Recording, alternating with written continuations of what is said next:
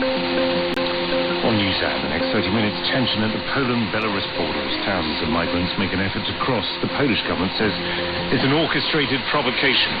Turkmenistan's officially non-existent COVID cases. Is New York looking forward to a return of foreign tourists? And the man who spent more than 20 years on one of the 21st century's great scientific endeavours. After some of the news.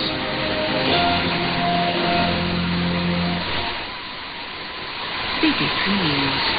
Poland says thousands of migrants are preparing to cross illegally into the country from Belarus as a diplomatic row between the two governments deepens. The authorities in Warsaw have released videos showing some people trying to force their way through a razor wire fence. Belarus denies that it's using migrants to take revenge for Western sanctions. The former US President Barack Obama has told the COP26 summit that the world isn't doing anywhere near enough to fight climate change. He called on young activists to stay angry and encourage pressure on governments and companies. Nigeria's former leader, Olusegun Obasanjo, who's trying to negotiate an end to the war in Ethiopia, has denied that his attempts at mediation are unwelcome. The Tigray People's Liberation Front described the talks as fruitful, but said its forces would keep advancing unless the government lifted its blockade of the Tigray region. The Pakistani government says it's agreed a ceasefire with local Taliban militants. The banned TTP group says the halt in violence would initially last a month. It carried out hundreds of suicide and bomb attacks in Pakistan. Many of the 115 people who died in a massive fuel tanker explosion in Sierra Leone have been buried in a mass ceremony. The tanker blew up after colliding with a truck in the capital Freetown on Friday. There's been widespread criticism of the election results in Nicaragua, which will give President Daniel Ortega a fourth consecutive term. Many rival candidates were arrested. The US has promised to impose more economic sanctions in Nicaragua. An indefinite general strike is underway in Bolivia in protest at plans to give the state widespread new powers. The socialist government says the laws are needed to tackle what it calls illicit profits. BBC News. You're with the BBC World Service, and live from London, this is News Hour with me, Tim Franks. The Polish government is deploying 12,000 troops to the border with Belarus as tension between the two countries rises. Poland says that Belarus is trying to provoke a major crisis by encouraging thousands of migrants to force their way across.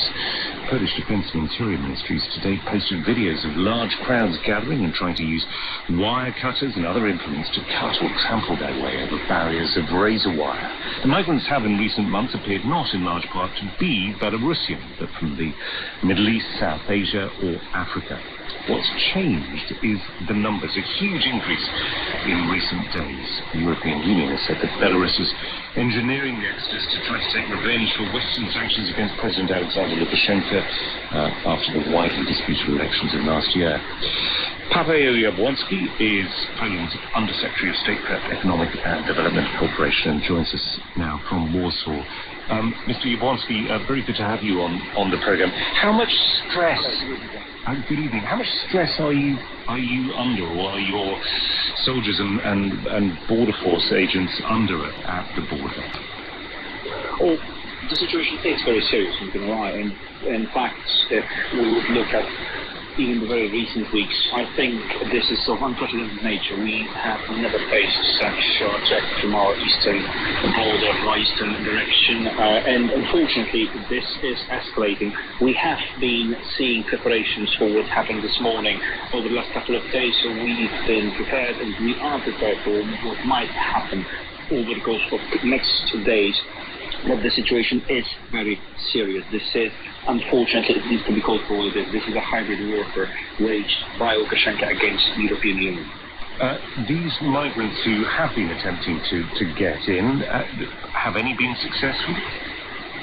Well, some of them did, because there's no such thing as 100% secure border. There are always some loopholes, and so we have noted larger groups that are crossing illegally. Most of them, I would say over 95-96% are detained, and we are transferring them to detention centres. They are being processed by our border guard. And what's happening there only proves that this is not a genuine refugee crisis, genuine refugee wave, but this is migration, groups of migrants that are being instructed what to say, that they don't want to apply for asylum in Poland, but they want to travel further west to Germany.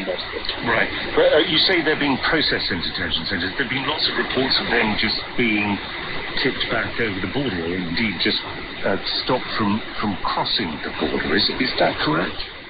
Well, if our border guards are able to detain people, let's say, red-handed, just after they cross the border, they are being obviously stopped, they are being pushed back, because in the first place we want to prevent them from getting into our territory. Right. If they are detained later on, they are being obligation under isn't your obligation under international law at least to process or clear their asylum application?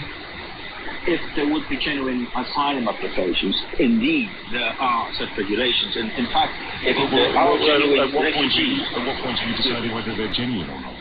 It's very clear. If there are genuine refugees seeking shelter from persecution, from war, just as it was in August, we have sheltered over 1,300 people from Afghanistan, flying them directly from Afghanistan to Poland. But this situation is entirely different. These people are not refugees. They are migrants. They come from other countries.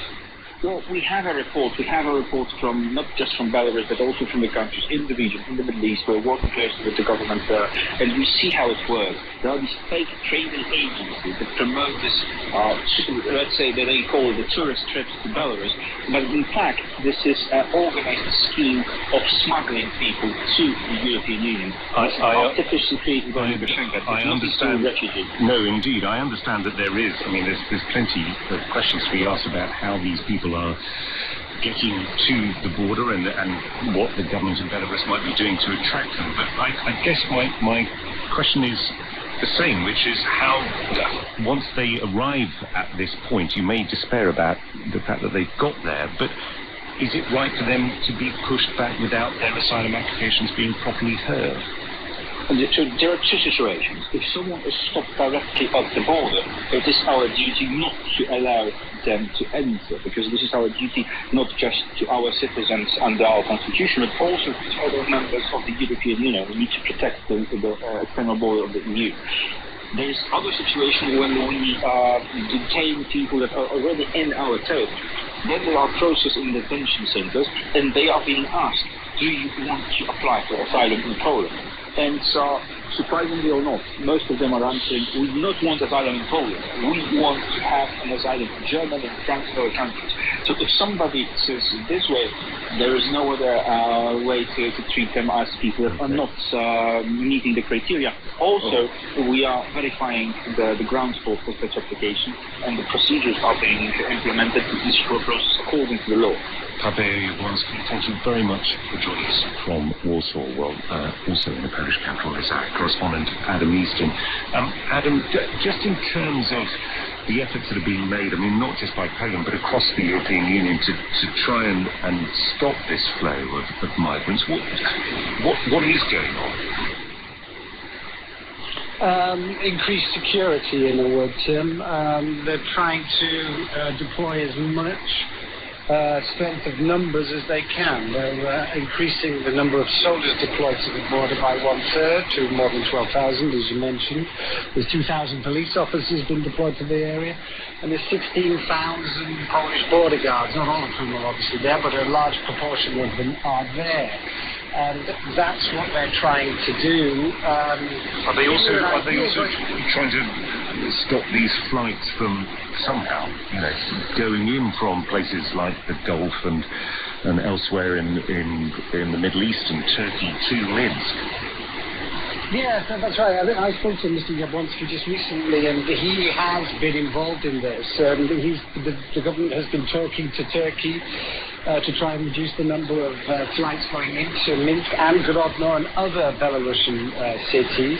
And also today, Iraq announced that it has closed the consulates to Belarus in the country to try and prevent people getting the visas that they need to fly there. So there is diplomacy going on in the Polish government trying to reduce the push factor that's pushing people out of these Middle Eastern, African and Asian countries to Belarus and then onwards into the EU.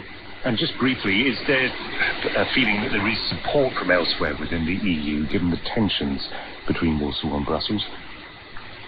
Yeah, I think so. I think the European Commission President Ursula von der Leyen has released a statement this evening saying it's unacceptable that Belarus's behaviour putting people's lives at risk, and also saying that she'd spoken to the Prime Ministers of Poland, Latvia and Lithuania to express her support and to discuss with them what measures the EU can take to support them in dealing with this crisis. Adam Easton in Warsaw, thanks very much for joining us.